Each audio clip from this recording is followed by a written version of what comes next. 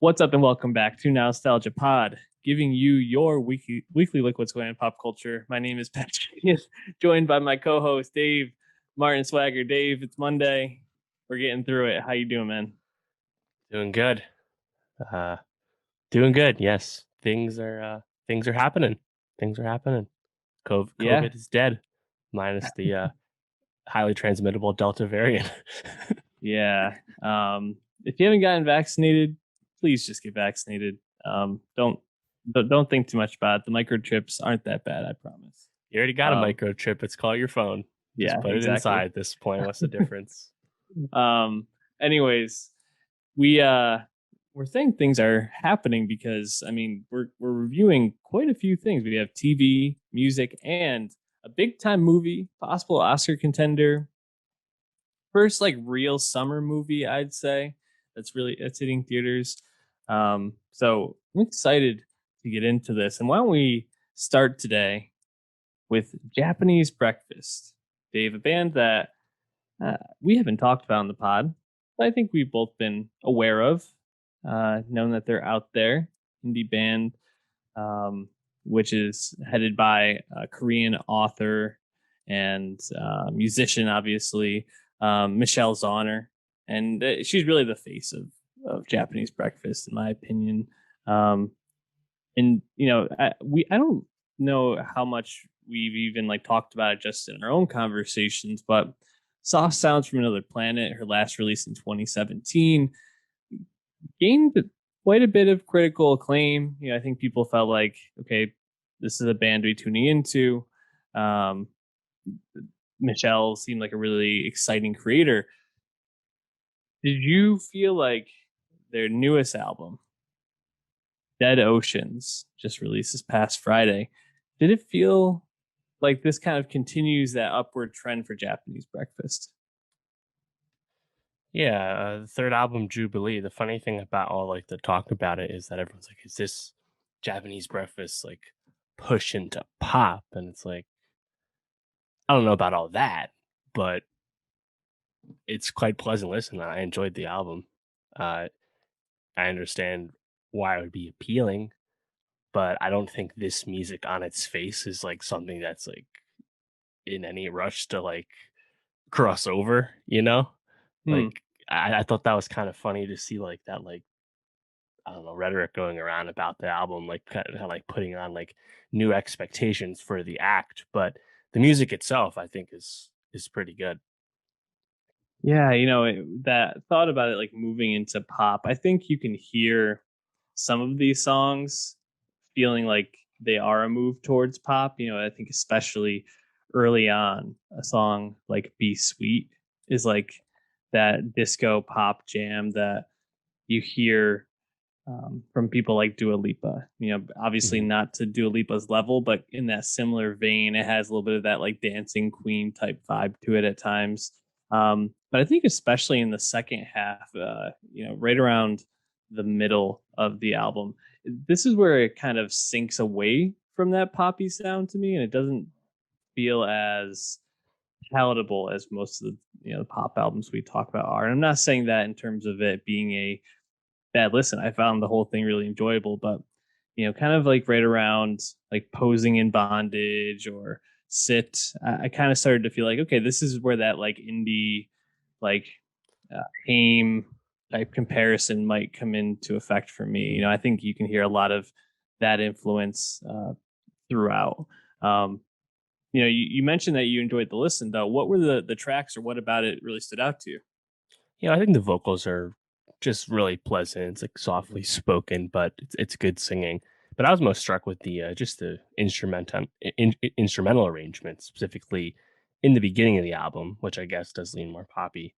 The first track, Paprika, the horns really stand out, Mm. and then again on Slide Tackle, you have the horns really standing out, but also a really sticky, like high tempo drum line as well. So I think that's really what stuck around for me was this just the instruments.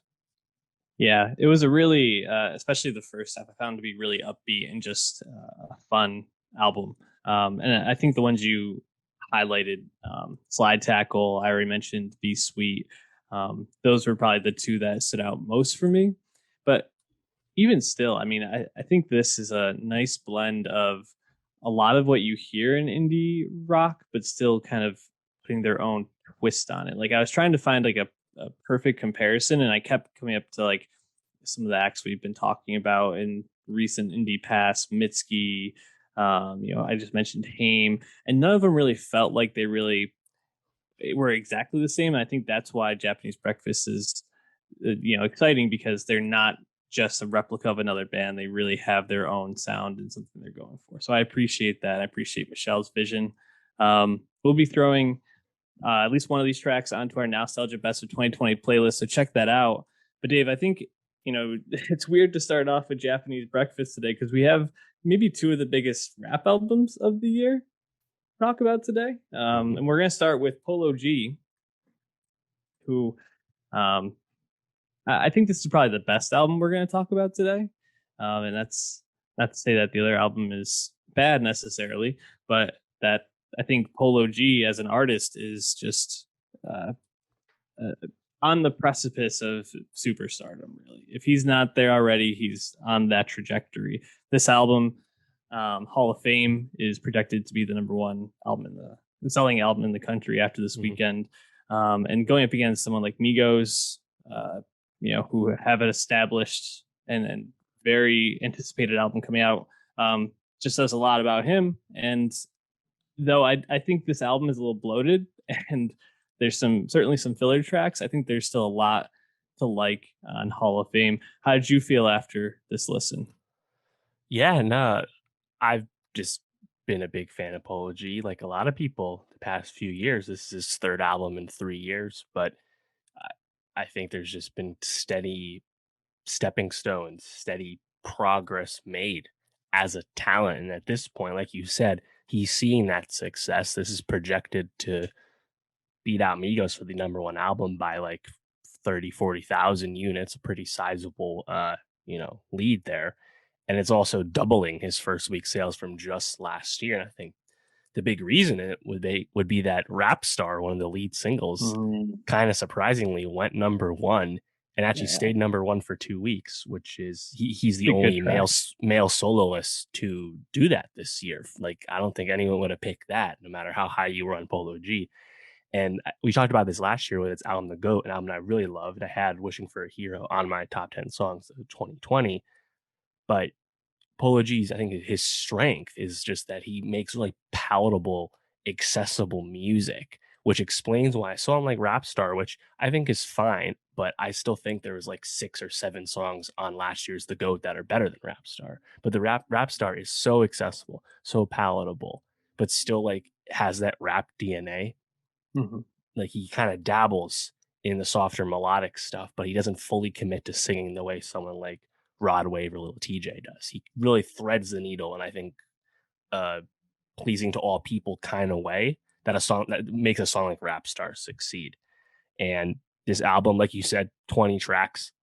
It's too many tracks.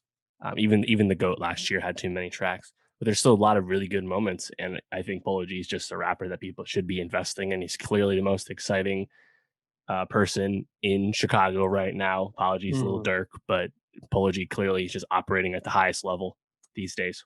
We'd love chance to get back to this point. We'll see what happens with that follow up to the big day. But for now, it's clearly Polo G's title to lose. Yeah, and I think so. I was telling you before we started, I listened to this twice through. And the second time, I will say I was a little bit more choppy, like kind of jumping around or skipping through. And I found myself, I think, when I was skipping through, feeling like some of the songs were a little bit samey. And I think when you have this many tracks, it's kind of hard to not have some of the tracks start to feel a bit similar, or at least having the same DNA.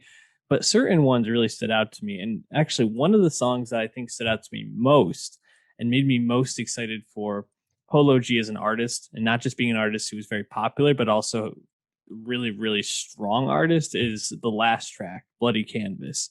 Because I felt like not only does that kind of bring a little bit different of Apology. I mean, I think he always tries to go for a little bit of the storytelling, but that one really feels like he's like bringing this energy that's over this like toned down piano driven beat, and it's just him. Like it's just his total confidence and bravado, like driving that track. The production kind of picks up around the second half, and you get some more like heavy drums coming in. But really, I feel like that's just him like carrying that totally by what he's saying and what how he's saying it. And I felt like that was Mhm. a really exciting track for me on it. Any thoughts on Bloody Canvas? Did that one stand out to you at all? Yeah, well, I think lyrically it definitely points to, his roots in Chicago drill, something that Mm-hmm. came up before he was really a rapper, but definitely shaped his thing. He's always paid a lot of homage to G Herbo, who's featured on this album, for that same kind of reason. But yeah, I mean, a song like that, a song like Wishing for a Hero from last year, Mm-hmm. uh, his storytelling ability, I think, has been proven at this point, and that's been a hallmark of drill music. And I think because Polo G sticks to more, like I said, palatable, accessible vocal delivery, it's even a more accessible version of that kind of grimness that we associate with drill lyrics. Mm-hmm. So yeah, it clearly a highlight. Yeah, I agree. And I think you really described that really well. And even the track before it with Pop Smoke and 504 and Clueless, I thought that was another standout for me. And, um, we talk about these posthumous Mhm. features and tracks, and sometimes they can not really come out that great or sound a bit overproduced, but this one sounds pretty authentic, I thought, Yeah, and just makes you really really sad for what could have been with Pop. It's totally. crazy because all three of them together on this track sound awesome. Yeah, so that song actually had leaked under the name Woo Shit, which is, obviously refrain the Hmm. song. Woo Shit had leaked before the Pop posthumous album had come out. A lot of people, including myself, were really hoping we would get that on that album or the deluxe version of that album, just so that it would be more widely available to everyone. Of course, many people, perhaps myself, already have that song available to them, but now it's available to everyone in a more legal manner. And new name, Clueless. But yeah, happy to hear that song. Like I didn't even like notice it like on the track list because again, there's 20 damn songs on this album. But like, yeah, I should have known. Like, oh wait, Polo Pop and Five Yo. I wonder if that's Wuxia. Then I listened to it and I immediately perked up. I'm like, oh fuck yeah, here it is. Let's go. So yeah, that definitely feels like an authentic posthumous cut, right? Like it's a Hmm. full fledged pop feature. For sure. Um, what other tracks out of these other 18 Mhm. ones stood out to you, and which ones maybe weren't highlights Yeah, for you? I liked Go Part 1 with G Herbo. Just that first verse from Polo, I think, is just like hard as fuck. Like he has like some really great lines, like the Killicam reference. I Hmm. love that one. I really liked Epidemic, the intro track, Yeah. Painting Pictures. Boom, like the vocal inflection on the hook for Boom, where it's like double vocals, like to like kind of like accentuate Polo being like boom, it's like doubled up. Just like a Hmm. simple touch, but like I really like that. Um, I thought Zooted Freestyle was pretty good. Party Life was actually kind of cool too because I think DaBaby, which is an interesting parallel because he is so popular and so mainstream, but he also I think he has a more gruff delivery than Polo Hmm. G, even though they both are not afraid Totally. to speak their mind. It was kind of cool to see that contrast on the same song. I'm not sure if that's their first collab. It kind of feels like it was. Um, it's With funny because Party like, Life. Oh, sorry. Before you go on, oh my god, the baby just comes in and he's so strong on that track. It mhm, almost like I was listening to it in the background doing work today, and it like really perked up and caught my attention just how strong he is on that. But I agree, they have a nice contrast. I think makes that right? a standout for sure. Sorry, go ahead with You where know, you're going. funny enough, I'm actually pretty down on like all the singles on this album. Like I think again, I think Rap Star is totally okay. Like the hook, like the in a minute part, like I guess is pretty Hmm. catchy, but like it's okay. And then Gang Gang, Lil Wayne, and GNF, okay, okay, okay. Like I think those songs are like all totally average, and it's just funny to actually see all these album cuts we've been mentioning clearly stick around at least for us a lot more. Um, but yeah, I think that's the deal with Polo G at this point is that he is really talented and he can make a lot of good songs. And yeah, he hasn't made a classic album yet. He's still honing in on that. But like, if you're betting on like a rapper under 25 to make like a Mhm. pantheon album. He has to be towards the top of the list at this point, just because he's demonstrated a lot of great qualities already. 3 albums in. Yeah, I mean, who even else would be in that conversation at this point? Yeah, in terms of young guys, I don't know. I like, and there's tons of young guys I like, but I don't think of them the same way, which is Yeah. totally fine. It's not a knock on any of those other rappers, but I think there's just seems to be an ambition to Polo G that we're seeing manifest. Again, like you're sampling the way it is on your Right. second album and also nailing it. Yeah. Like a lot of people aren't going to do that. No, for sure. Yeah, I mean, he's an exciting artist for undoubtedly, and I think even though at times I felt like this was a bit samey and a little bloated, I think to get this much quality out of it is a really good sign. And it's also, I think, good that we like some of the tracks that he kind of is just carrying on his own, and then also he can collab and kind of Right. work with people really well. It's a really good base for him. So check out Hall of Fame, and also skirt skirt. Check out the Migos Culture 3. I think they're In a only doing minute, 3 cultures, right? So this is the end of the trilogy for them, I I believe, believe that's something what like they've this. been saying. Yes, they've been hyping it up as a trilogy. The That's been conclusion, also their nice. first album as a trio since Culture 2 way back in early 2018. So it's been quite a minute. Not that the Migos as soloists haven't been around. Of course, we got all 3 of their debut solo albums between now and then, but it's been a minute for Migos as a group to release more than just an appearance here and there. And I think a lot of people were anticipating this, but at the same time, I saw a lot of chatter about like perhaps a lack of hype for this Migos album. But I wouldn't know. I mean, they're still doing over 100,000. Like it's not like Migos is. They're eating fine. They're good. They're still very successful guys. But I think this actually kind of snowballed into a kind of more macro conversation about how Migos have become almost elder statesmen in rap, especially Atlanta rap, which is Mhm. really funny because Quavo has just turned 30. It's not like these guys are Yeah. old. I believe Takeoff is like 26. They're not old at all, but they've been around for about 6, 7 years in terms of super mainstream notoriety at this point, and that's kind of ancient history. Funny thing about how like in between Culture 2 and now, you've had so many other artists that operate in similar circles completely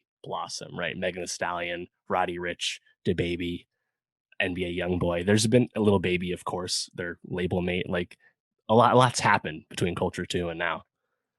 Yeah, what I was thinking about, just like their rise, right? And it kind of coincided with the podcast in a way when we really started doing this. Um, I think about the Donald Glover moment, when he wins at the Golden Globes for Atlanta, and he shouts out Migos because he said "Bad and Bougie," just like the best song ever. And it's just like so funny because they were such a meteoric rise. They were just everywhere at that point, and Right? um, A million then Quavo features for like a good 18 months.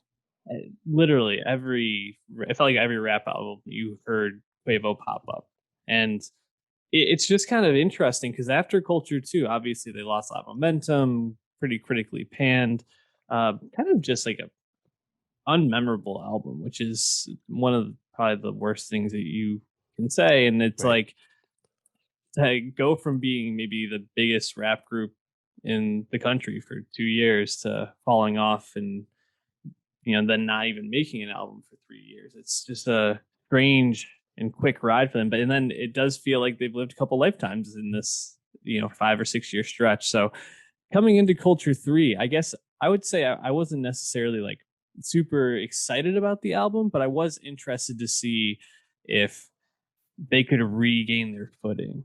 Um, and I think I left feeling like, okay, this is moving back in the right direction, but still obviously did not reach the highs of the Culture 1 to me. Yeah. How about you? Yeah, totally. I mean, looking back at Culture 2, which I just checked this. There actually are 4 platinum hits on Culture 2. Stir Fry, Narcos, Walk It Like I Talk It, and Motorsport. So like it's Hmm. stuff stuck around, but like put the commercial stuff aside, I think creatively it was a disappointing album because Culture One, as you said, was such a breath of fresh air in terms of a mainstream Atlanta album, but also felt like a level up for Migos, who had been around a while. Like they had a lot of tapes. The YRN era is very storied and very popular with people that were, up on it at the time. And, I mean, Versace remix with Drake, which I think Hmm. really catapulted them. That was 2015, I think, or 2014. Like that was a while ago. Oh, and, Yep. and several years before Culture One. And like you said, to have Culture Two come out basically a year to the day after the complete success of the first Culture and not stick around as an album was a bummer, right? And like I remember we were Hmm. really hyped for Ray Shremmer's Shrem Life 3 to follow. What was another album that was disappointing, but at least had more merits because of like the triple disc, this the Hmm. delineations of the solo and the group album that it was. But Yeah. for Migos, it was just like they just felt like aimless for a while, right? And I think Quavo, the features stopped feeling special. Yeah. People started being much more interested in Offset's features, which were still hitting. We got those 3 solo albums, all have their merits. I think the Quavo one's the worst. The Takeoff one's probably the best. Coming into this, and randomly, right, you have that Pure Water song, the DJ Mustard song, which Yeah. went 4 times platinum, which is just a Migos song, right? Like the Takeoff's thing is Hmm. like iconic at this point, right? So like when I heard Pure Water, I was like, you know what? People are still ready for a good Migos song. There's no denying Hmm. this. And I just think maybe they just don't feel as fresh anymore. Like I said, a lot of things have happened. But to Yeah. get this, it's definitely better than Culture 2. It has a lot of the Mhm. same sins though. I would have thought they would have moved past the packing the track list from the jump. Like, you know what? You want to throw all this shit on the fucking deluxe, whatever. Everyone else is doing it. But to like pack the original track list again, because like when they did it for Culture 2, that was when that was really starting the whole like gaming the streams thing. But to see him do it now, I was kind of frustrated because I think the bones of a great album or a great EP are so evident in Culture 3, but they just don't let you have that chance because it's just so bloated. Mhm. Yeah, just to kind of circle back to one of the things you were talking about in terms of like the freshness that they brought, the way that they like the interplay that they had, and the overall energy that they brought to the first album culture. It was just so unique, something people had never really heard in terms of like Right. the way that they ad-libbed off each other, and it felt so genuine, almost just like you were kind of in the studio with them, like Right. bobbing The around. triplet flow was really new to a lot of people at that time. And now I feel like we get a lot of people who not necessarily steal from them, but have definitely borrowed, like throwing the ad libs in more often, kind of filling in that space all the time. And so while it was really new and exciting then, that vibe, it doesn't feel as fresh anymore. And it's just kind of like if they're a group where you're like, I just want to hang around this vibe all the time, and you're getting that vibe everywhere else, then it really comes down to what's the quality of the raps. And I think we've seen, while some of them, take off and offset specifically have kind of kept their game at least on par. Mhm. Over the last couple of years, Quavo seems to have fallen off or maybe been not as interested. He's obviously had some pretty public uh, stuff going on in his personal life, Right. so you never know like where their heads at with that. But yeah, I agree. I think I felt like this was very similar to the last album, Culture 2, but I do feel like this is a little bit better. Um, and there were quite a few tracks that I was like, okay, I can get with this. And I think Jane, the Birkin song, is probably the biggest standout for me. I thought that it's just like a total like made for the club song. Feels like something that could have been off like Culture One, Wow. and that was for sure one that stood out to me. But it seems like maybe you didn't feel that way. Interesting. Now, in general, I'm much more down on the second half of the album, Hmm. and I'd actually noted Jane. That was when like one of the repetitive hooks started to get to me. There's plenty of like lazy Hmm. hooks on Culture 3, but the Jane one, I was like, oh man, this is hard. I gotta give it another listen now. Um, I think what it is about that is you can just hear that like being played in the club and like people sure. like singing that hook. Whereas like some of the other repetitive hooks, I wasn't sure if they could be hitting in that Yeah. same way. But You like the first half more. Which songs stood out to you? So it's not the lead single, but it's the lead single for like the album cycle and proper straightening. Straightening, which has kind of a weak hook on itself. I really love the verse, specifically that first verse from Quavo, which was shared as a snippet to get people excited for the album. And it definitely got me excited because Quavo sounded really clear and refreshed. And also lyrically, what he's getting at is how like people act like the game got vacant or game went vacant. He's like you sleeping on us now. We were barely gone. Like fuck off. And I kind of love that Mhm. attitude. It's like they were putting a chip back on their shoulder.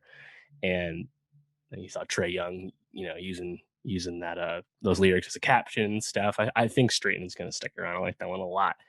And then backing up, the first track, Avalanche, which really doesn't have a hook at all. I believe they did this on Fallon. That one is just like a textbook example of the Migos chemistry, right? They all just Mhm. take turns doing a verse. When they're not doing the verse, they're doing the ad libs for the other guy, right? It's Yep. it's a I classic like Migos Avalanche. song. And then having our way, there's a storied history between Migos and Drake, of course, starting with the Versace remix. And I didn't love Walk It Like I Talk It, but this one I really love for Drake because I thought that was a really inspired Drake flow.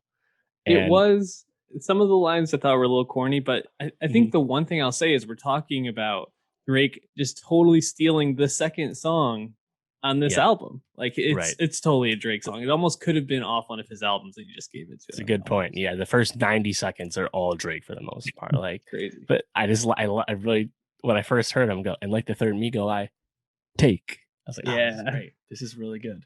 That was So yeah, yeah, that was really good. so Avalanche having our way and straightening, and then type shit, which with Cardi B, and it's a good Cardi feature is what you expect from Cardi, but I actually think it's more special for Takeoff's performance, which Mm. is really, really hot, but also brings you back to the YRN era where they're like really speaking from their chest. And Quavo comes in just a little bit before Cardi. And like they just sound so young and like old school Migos for me Mm. there. So those first four tracks I thought were awesome.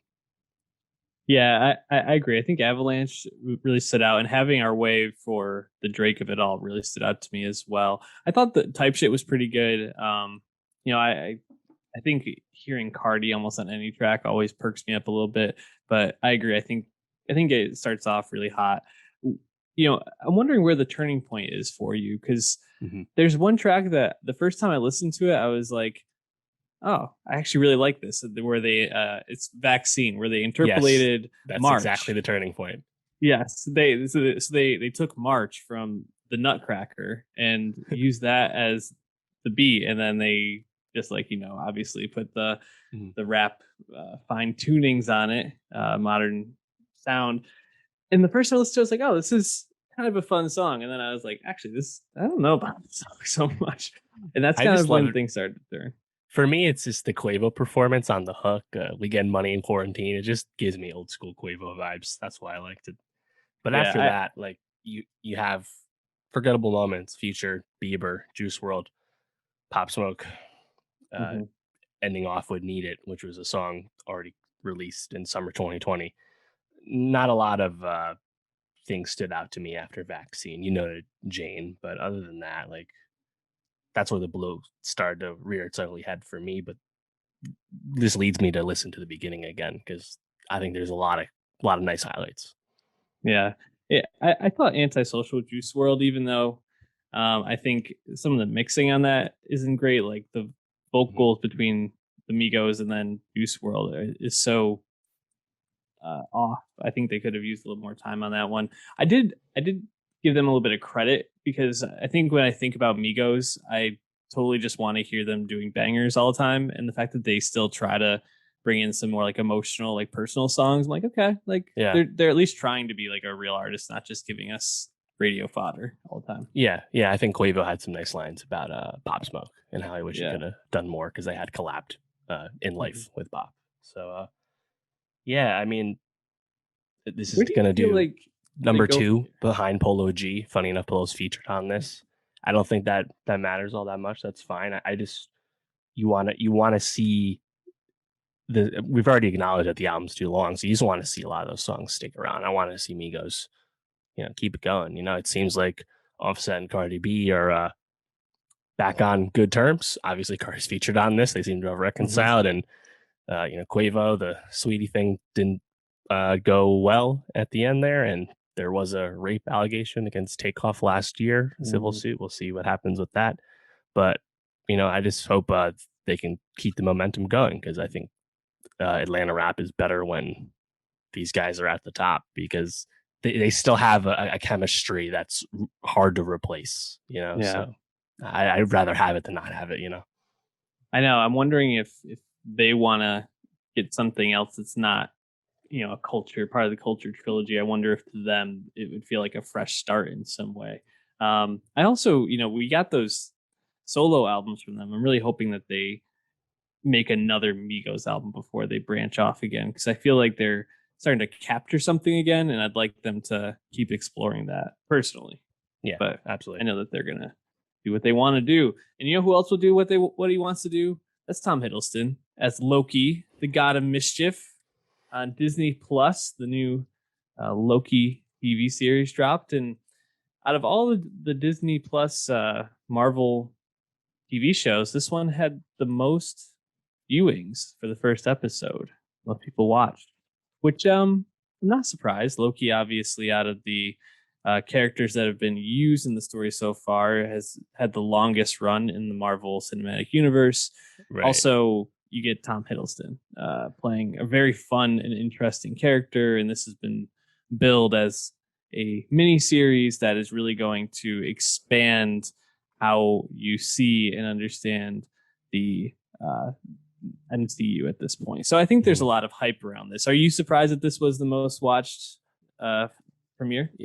So not to be a buzzkill, but I'm not surprised. But I think it's just math. Like more people are subscribed to Disney Plus today than they were when Falcon premiered, or Wanda premiered, or Good point. Mandalorian season 2 premiered. Like Disney Plus has been making lots of inroads, specifically overseas with the Hotstar, you know, combined unit over in Asia and whatnot. So I think they wouldn't give us this, but the percentage of viewers to total subscribers is the metric we actually would want to see, so you can True. actually have some kind of baseline. Yeah. At the end of the day, who cares? Loki is obviously very popular, as we Yeah. expect every MCU show to be at this point. But we were in hype for it. I think a lot of people were hyped for it because that was a really awesome trailer.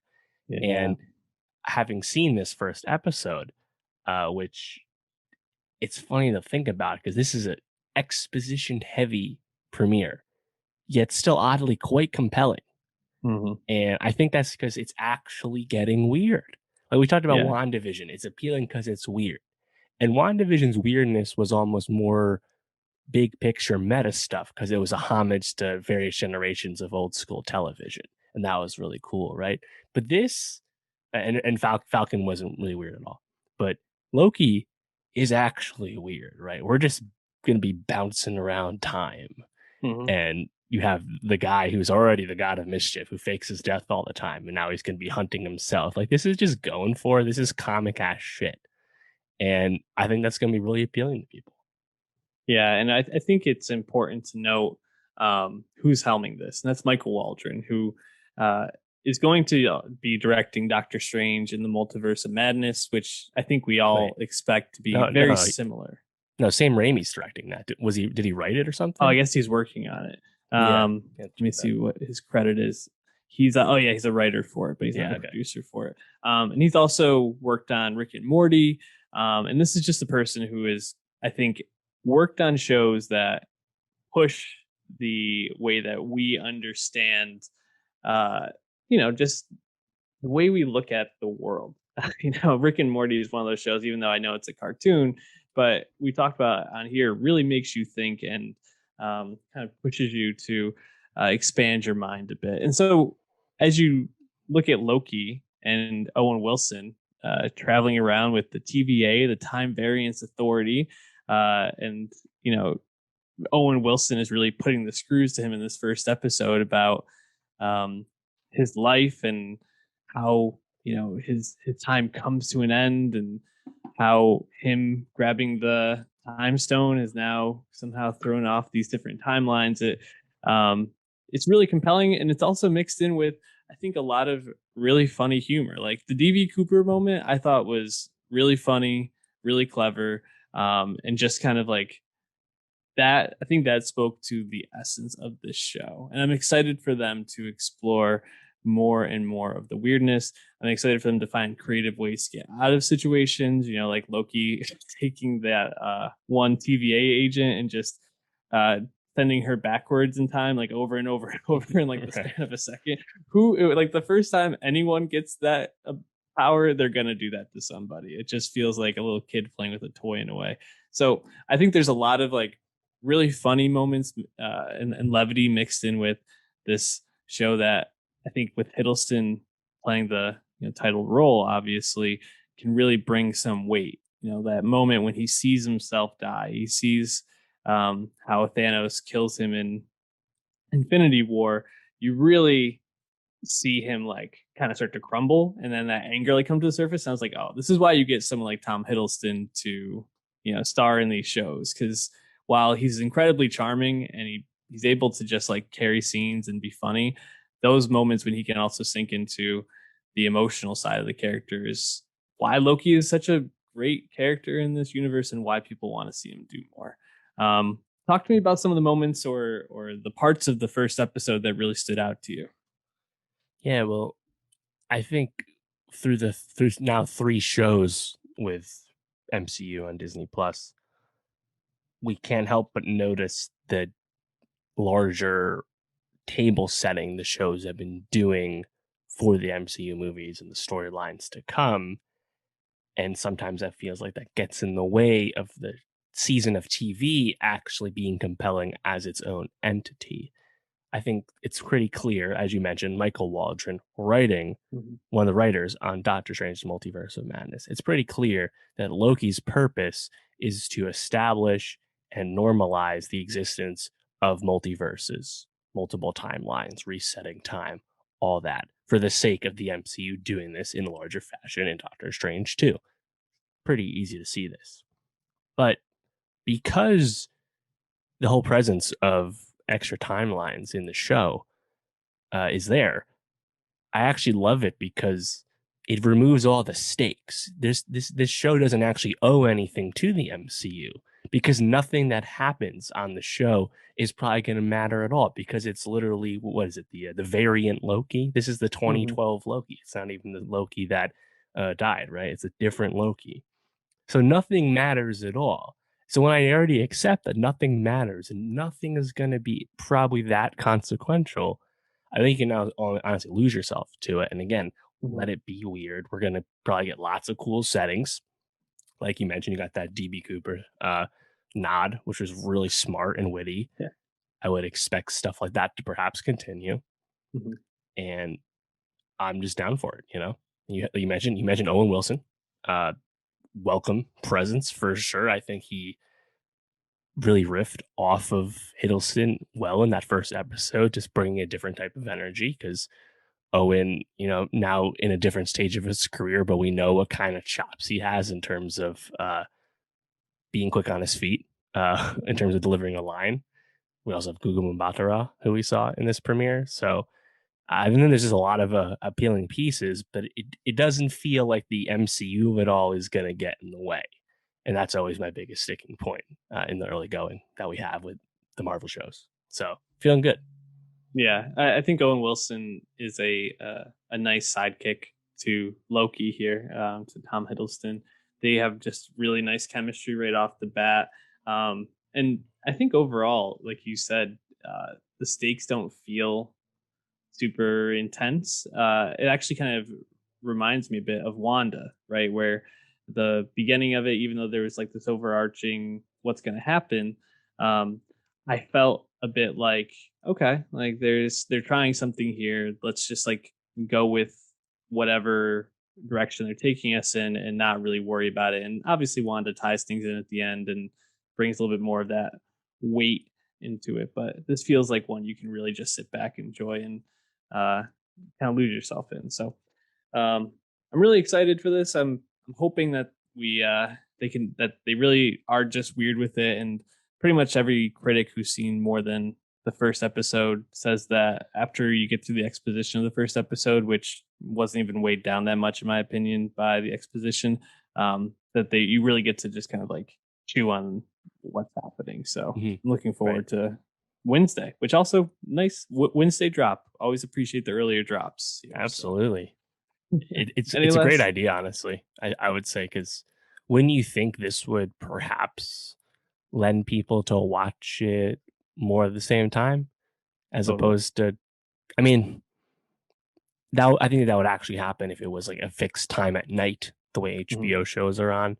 But middle of the week probably lends people to focus in on it more than releasing just as the weekend starting. Yeah, I agree. So I like the call here. Yeah, and also they have Bad Batch on Fridays right now. So That's right. Yeah. why cannibalize yourself, you know? So Yeah, it looks um like this is 6 episode season. This is gonna wrap up right late July. after Black Widow comes out in July.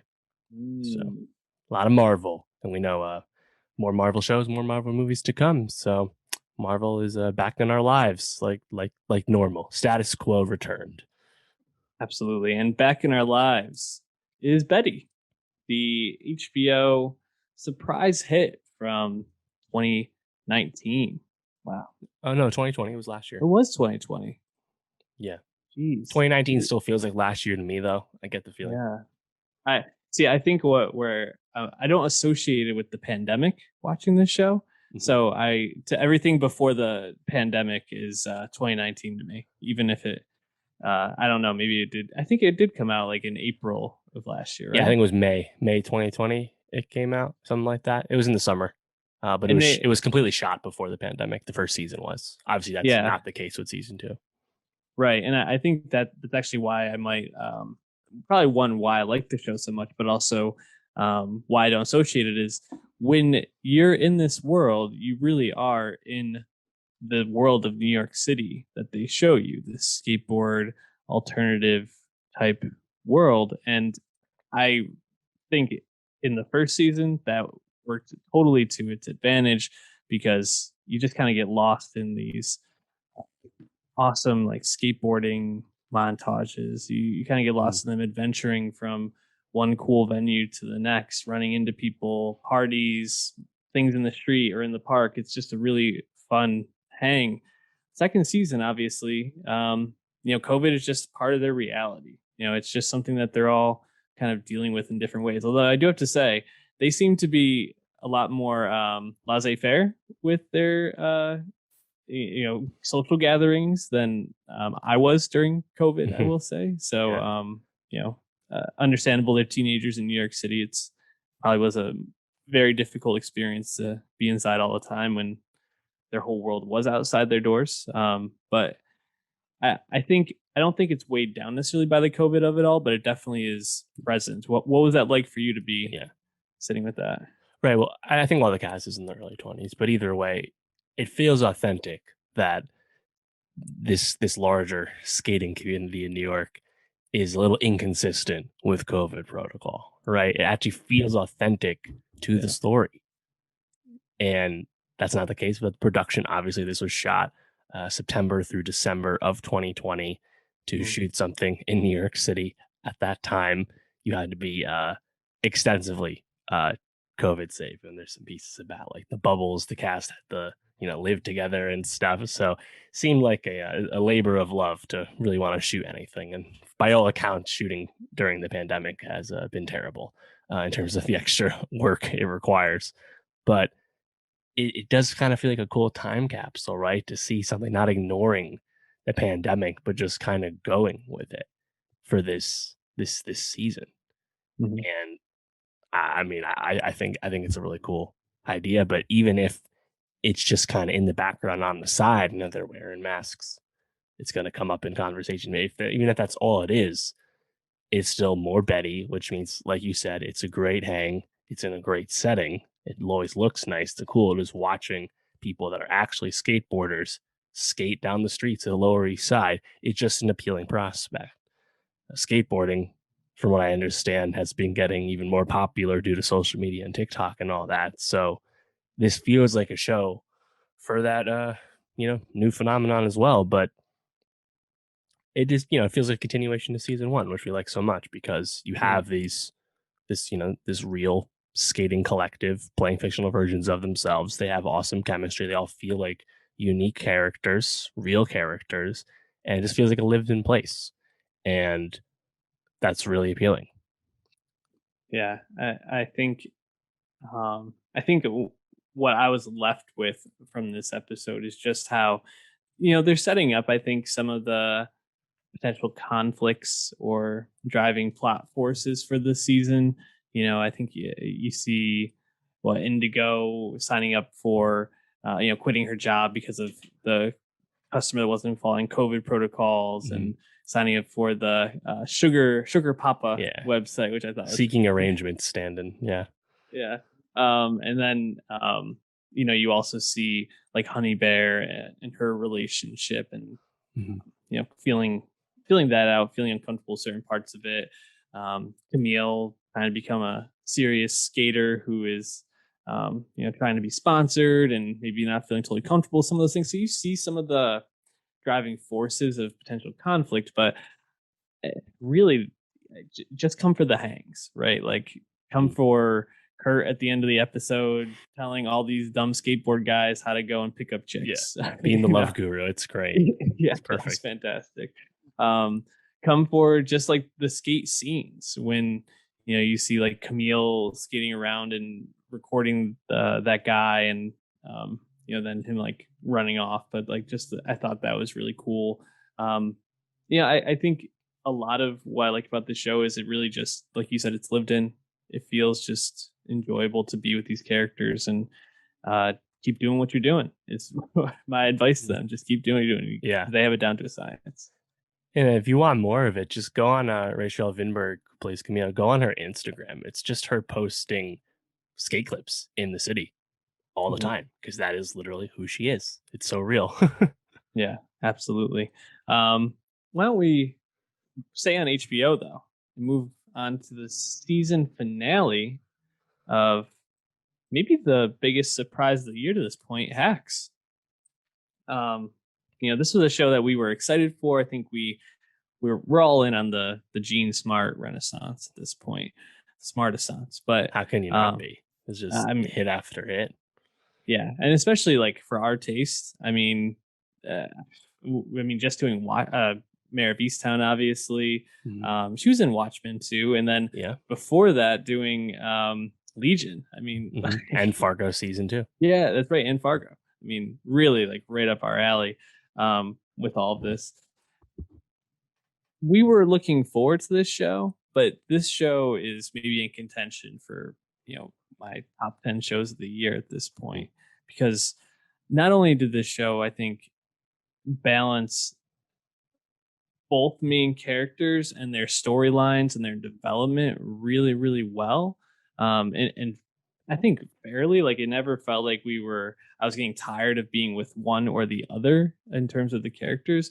But the show just had so much heart, and it really, I think, explored themes of like why people make some of the decisions they make, even if it feels like it goes against who they are, like the sacrifices people choose in their lives because of wanting to meet another need in their life. I felt like it was just really interesting exploration of those things. While I think the dynamic between Gene Smart and Hannah Einbinder was just really phenomenal. And to have Hannah Einbinder, who I haven't seen in a lot of things before Hacks, if I think this is her first real major role, play so well off Gene Smart, I think that says a lot about her, and I'm excited for her career. We'll talk a little bit more about her potential. But what did you like about the show so much?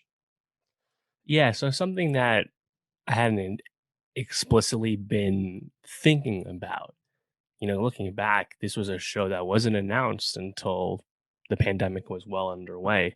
So they managed to make this show during the pandemic. Can't tell. Looks awesome still. Mm-hmm.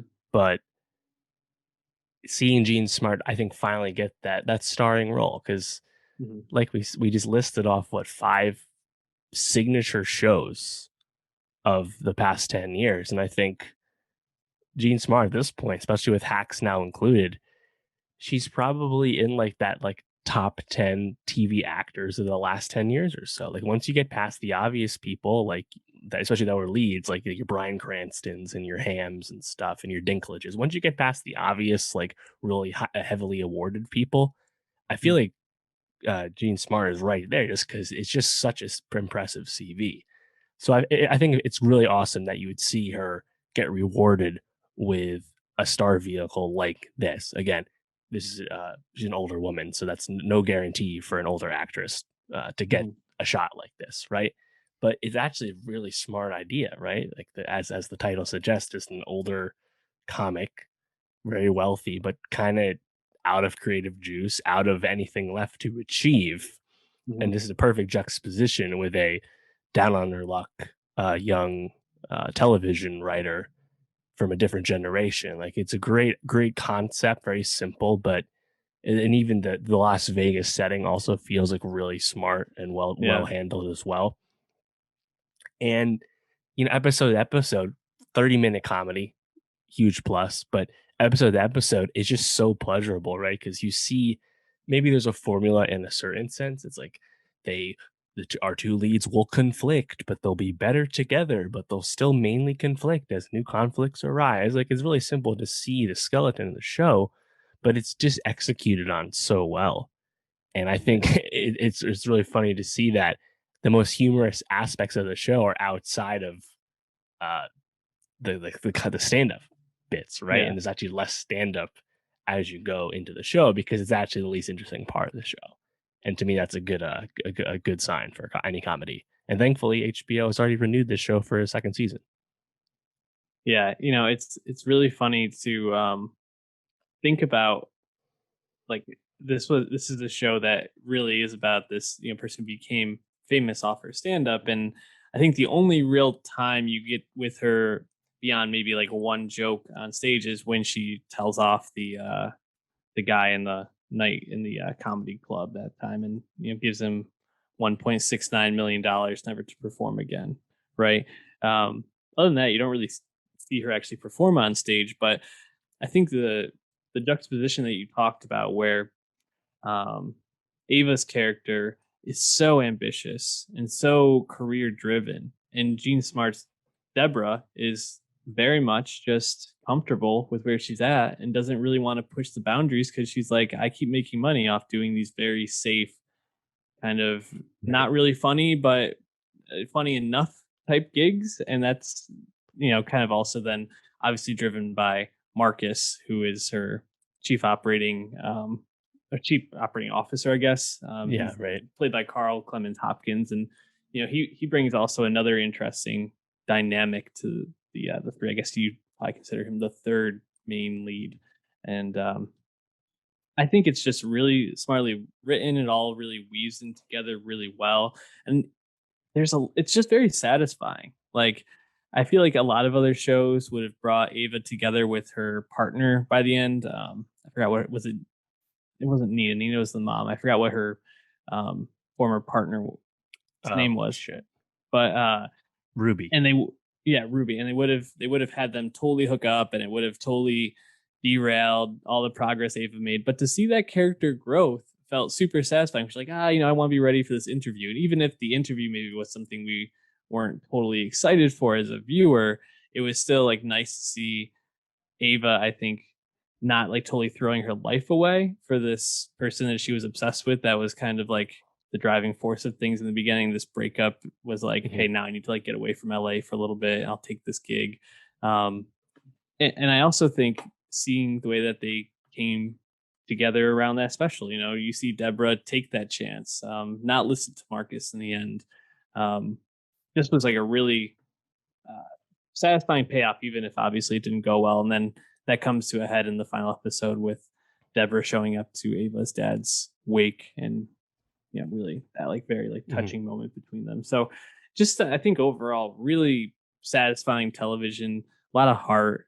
I think there's some really funny moments. I love the interplay of Jimmy, played by Paul W. Downs, and his assistant. Oh yeah, Who is it? It's what's her name? Kayla, Kayla. Hmm. played by Megan Stalter. Uh, Especially in the final episode. Oh man, their interplay is so funny. But um, yeah, I think there's a lot to love about this show. Any particular like dynamic scenes, things that stood out to you that you really loved? Episodes Just a, maybe. a lot of other down the line excellent casting. Christopher McDonald as the head of the casino, Yeah, excellent. Judah. Caitlin Caitlin Olsen as Deborah's adult daughter, really Mm-hmm. great. Love to see that from Caitlin Olsen just doing different kinds of work, even though it's very similar to Dee Always from sunny. Sunny at the end of the day. Uh, I like Poppy Lou as Kiki as well. Just Mm-hmm. there's just lots of nice little presences that pop up. Even as you mentioned, Paul W. Downs and Megan Stalter. There's just lots of great parts of the ensemble that you have to imagine are gonna feel even more paid off in the second season because it's gonna keep building this up and it's gonna be satisfying. Yeah, absolutely. I'm so glad that they've brought it on for a second season. Definitely a show that we recommend to anybody. And it's funny because I think after the first two episodes, we were like, there's some promise here, and to see where it really came along. I'm trying to think Mhm. maybe what episode was the turning point. Maybe it was unfortunately the one where Ava has that like crazy night with that guy, and he ends Yeah, up taking his episode own life. 5, I think it is. Yeah, but I think really after that, her commitment to Deborah, and also Deborah's relationship with her seems to take a turn. I think that's when Mhm. um, things have really hit their stride for me. So definitely check this out. We're going to be talking about season 2 whenever it comes out. But Dave, let's stay on HBO and let's talk about In the Heights, the former, I guess, and probably still is a theater play brought to the big screen, adapted, and In the Heights, most known for being Lin-Manuel Miranda's, first, I think, big hit in the Mhm. city. Yeah. Um, Even though it wasn't solely written by him, I think he had a collaborator on this. Yeah, he did. Chiara Yes. Allegria Hudes wrote the book that the play became based on, but Lynn did all the music, Mhm. and you can tell because there's a lot of Hamilton DNA in terms of the melody and the rhythms that would feel familiar to anyone who's heard Hamilton. Yeah.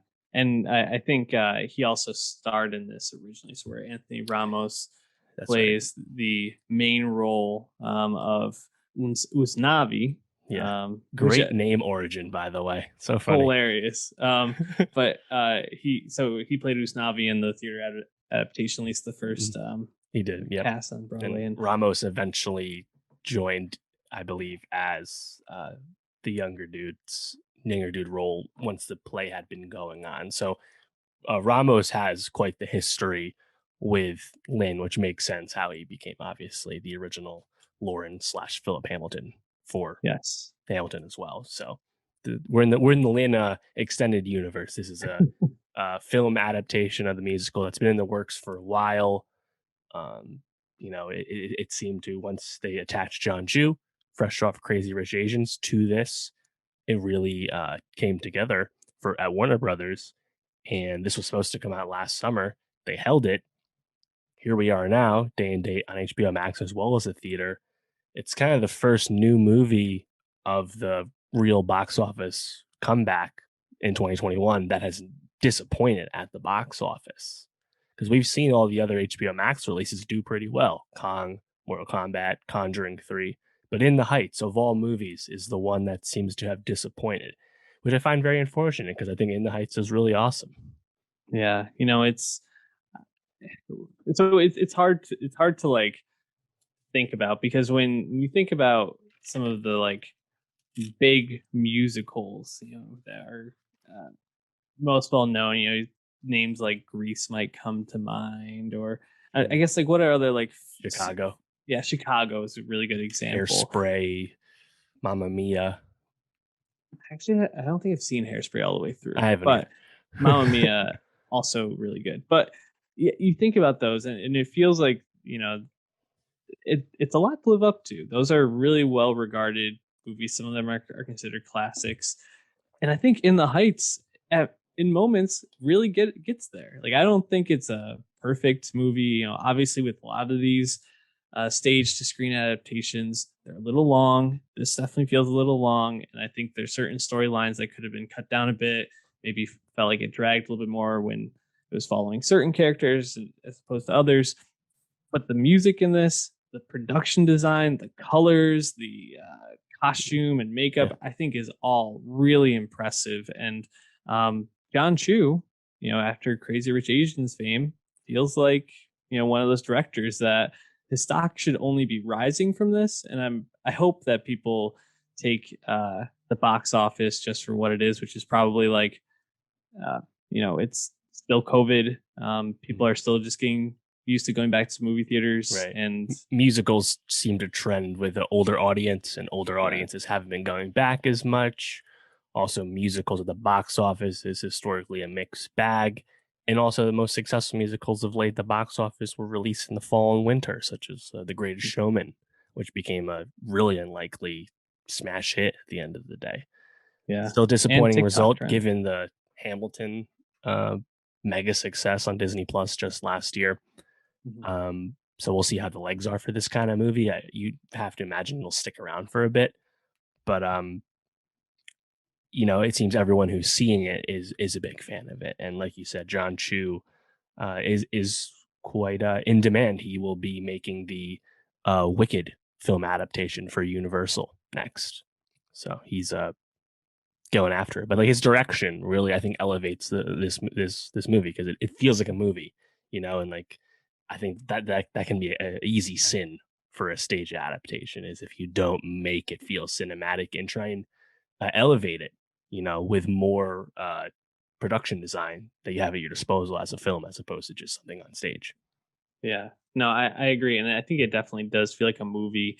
Um, even if you look at the picture that I have behind me or the picture Dave has behind him, you can see that there's like choreography going on, obviously, but it doesn't feel like people are like just coming running onto the stage from off stage. It really feels like Washington Heights at points, and it looks like it too at certain points, which I think is really impressive because I think one of the things they get across in this pretty well is that Washington Heights at times can be a challenging area for some people.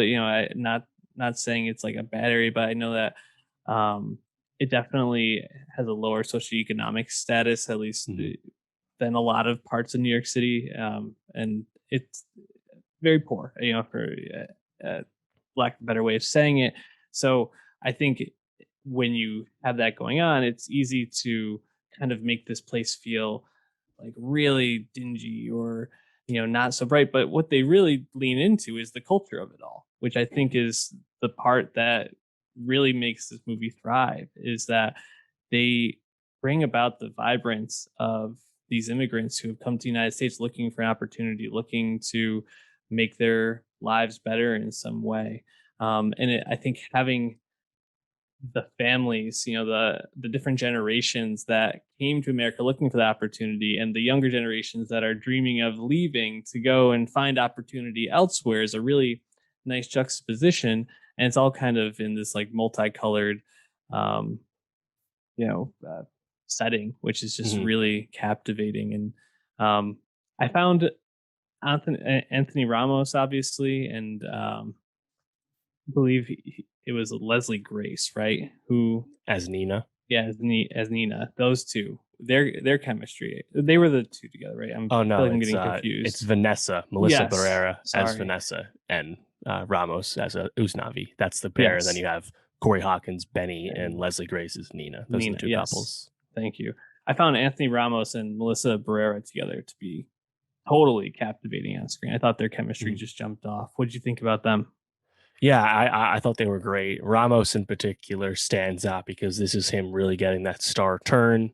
Obviously, been in the Mhm. Lynn orbit, been in the Hamilton orbit for some time. Small role in A Star Is Born, but he hasn't had that big thing. But now you have this, and right now he's filming the new Transformers movie. Mm. He's the lead alongside Dominique Fishback. Very exciting. and Ramos just has a natural charisma uh, to his presence, and he Yeah. has that kind of star power. And Melissa Barrera, who has had a longer career, I believe, down in Mexico, but has been in Hollywood more recently, another person who seems like she should definitely have a lot more doors open now because it was another great turn from her. Yep. Easy charisma. Really like them. Chemistry is really strong. And, just speaking like what you said about like Washington Heights, and I think what is interesting about this adaptation of the film is, the play is written in the musical came out like '08, right? And then cleaned up Mhm. at the Tonys, a long time ago. And so there's some tweaks to the story because you're making the movie now. And one of the I think interesting comments from Chu is that they're not like talking about like gentrification as like some like threat to Washington Heights. It's already accepted that gentrification is happening and pushing people out of the Heights. Hence Mhm. why the salon owners are moving to the BX, right? Because Right. it's just happening, right? Like the last vestiges of affordability in Manhattan is already gone, Mhm. and that's what's happening. So I liked how like they tweaked it here and there. You have the DACA coming up Yeah. uh, as like a plot here. I don't know if that subplot felt as completely colored into me. Felt a little thin. Mhm. Um, I but agree. still a way to modernize it. I get it. Like you have some subplots here, but I think probably the most compelling stuff is just your romances, particularly Usnavi and Vanessa. Vanessa. Yeah, and Benny, played by Corey Hawkins, like you mentioned, and Nina by Leslie Grace.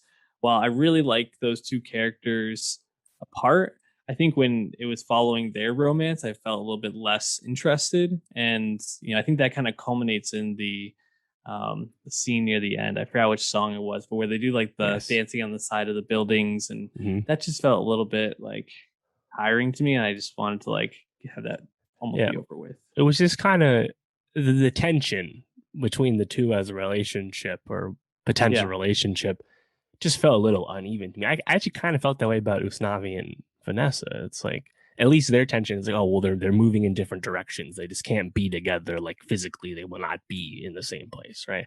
But like Mhm. Benny and Nina, it's just like it's like, all right, well, if she's staying, then you're good.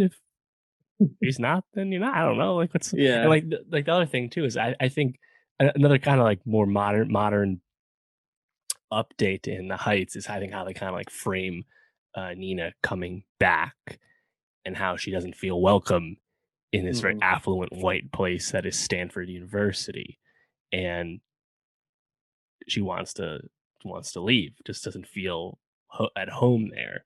And then you have everyone else in the Heights who's like, no, no, you're the one who made it out. You need to do this so you can have a better life. And like for me, it just felt like it lacked a little attention because it's just an obvious result. Like, no, she'll go back. She'll stick it out and find her purpose, right? And she'll uh, make herself better than maybe unfortunate circumstances where she's going to school. Mhm. Like it just kind of lacked a little tension for me because I kind of just saw that part coming. I don't know. Like Yeah. yeah, like Nina and Benny, like they're just the side couple at the end of the Yeah. day. It does feel like that, and I think the chemistry between them also just didn't really like crackle the same way Ramos and Barrera did. But even moving off that, I felt like some of the songs I liked the most were not necessarily around the romance. Like I thought I agree. uh the song in the styling salon, the hair salon, was really fantastic and just vibrant. I liked the little touch of the like wigs dancing in the Oh yeah. background at points. Thought that was great. I liked the one where they were going out to the nightclub. I thought that was great. And I think by far the at least like choreography that stood out the most to me was the pool. Like I thought the Yeah. pool was like 96,000. yes, and great song. I don't know, just really Mhm. enjoyed that one. Yeah. Any other songs that stood out to you?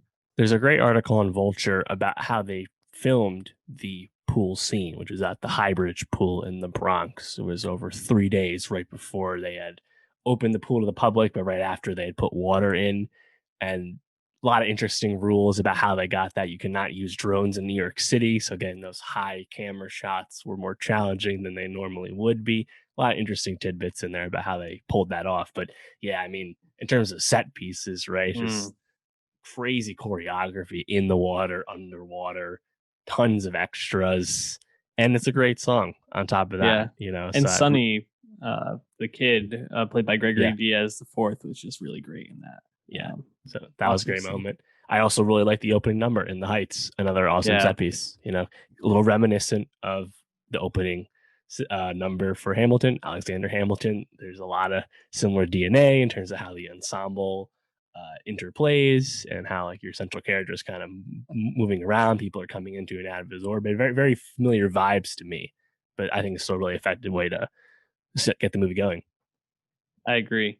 And, I also really enjoyed just the ending. I thought that it was a really strong ending, definitely emotional. I think definitely drives home what they want you to come away with from the movie about like staying in your community, working to make it better, investing in the people around you is just really really a nice message. And I'm also seeing here as I'm looking through the Spotify release of the songs.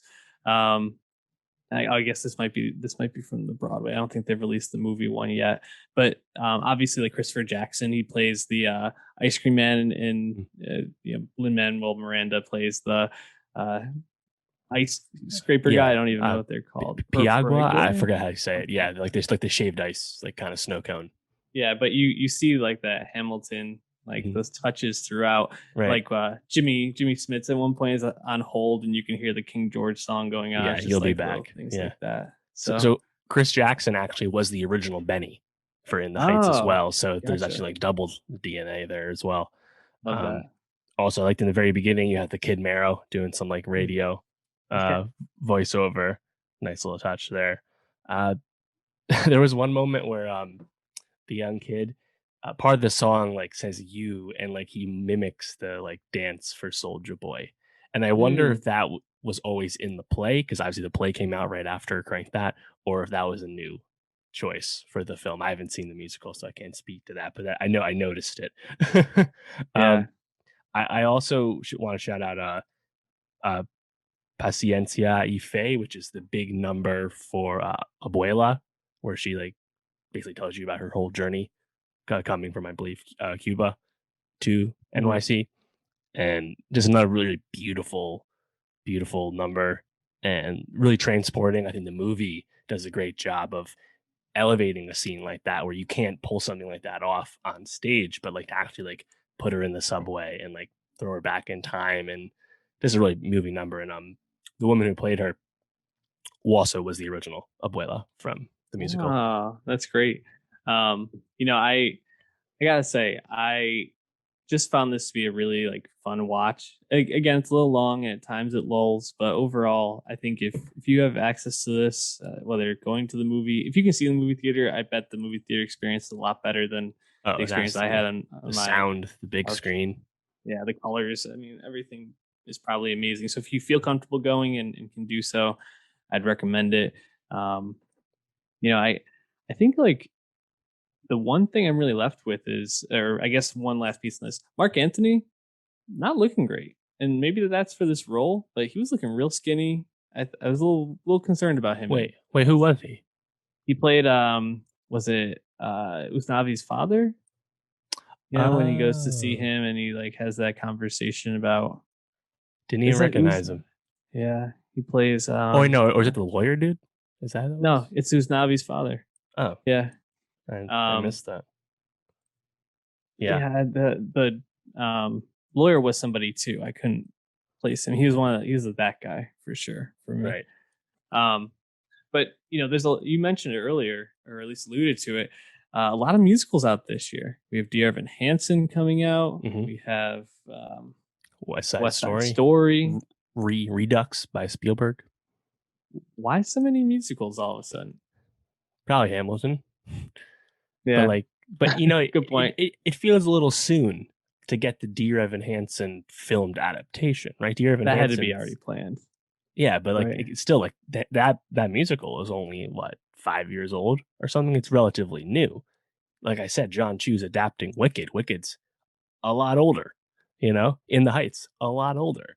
I So have to imagine for Dear Evan Hansen, they probably were like, if we don't do it now, Ben Platt's really gonna look not like a high yeah, schooler. So that I might be feel it. like gotta get that done. Um, yeah, in terms it's just go ahead.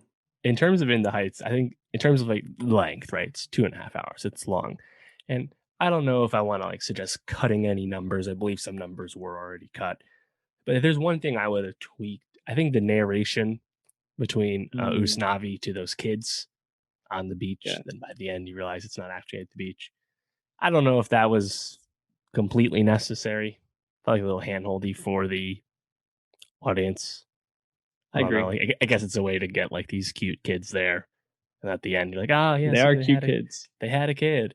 Honestly, the little girl who plays Usnavi Vanessa's daughter looks like the little sister of Ramos or the daughter of Ramos. Like she definitely looked Yeah, great casting. like the kid. Well done. Um, Also, just really happy for Corey Hawkins. You know, obviously, I think a lot of people have been really in on Corey Hawkins since Straight Outta Compton, and he's had some moments on stage, on TV, some smaller movie roles. But this felt like a really meaty part, and I didn't know he had this in him. You Mhm. know, in terms of being a song and dance guy as well. So I hope this leads to bigger opportunities for him as well. You know who else? I guess two people in this that were really surprising to me. First, Stephanie Beatrice Bischoff. I can't even say this last name. Alvizuri. I might have butchered that, but she plays. Um, she's on Brooklyn Nine Nine. Yeah, she's one of the salon. Diaz. Yeah. Yeah, she's great and unrecognizable at first. And I was like, wait, I think that's Hmm. she's from Brooklyn Nine Nine. Great for her. Jimmy Schmitz. Who Oh, of knew he could do course, this? the I mean, goat. he's great, but I guess he wasn't really singing. He was kind of like Pierce Brosnan in Mamma Mia, where he just kind of Sure. is like talk singing. But it was great to see Jimmy Schmitz like tearing it up Hmm. a bit. Yeah, I liked it. I liked him a Yeah, lot. He's been a little inactive, post West Wing, just cashing some Star Wars checks randomly. He hasn't been doing too much, so nice to see him. absolutely. All right, well, why don't we wrap it up there? What what do we have for next week, Dave? Yeah. So we have a few things. I think most notable is probably the new Pixar film, which will be premiering on Disney Plus. Luca, not Doncic, just Luca. We also have the second album from Gold Link, which I'm really excited for. And we'll be talking about Lupin Part 2 on Netflix, which is already out. Lupin. And also Dave Season 2 on FX, The Little Dicky Show, is premiering. We might talk about that at some point. So get that on your radar as well. All right. SoundCloud.com/nostalgiapod, YouTube.com/nostalgiapod, and at nostalgiapod on Twitter. We'll see you next week.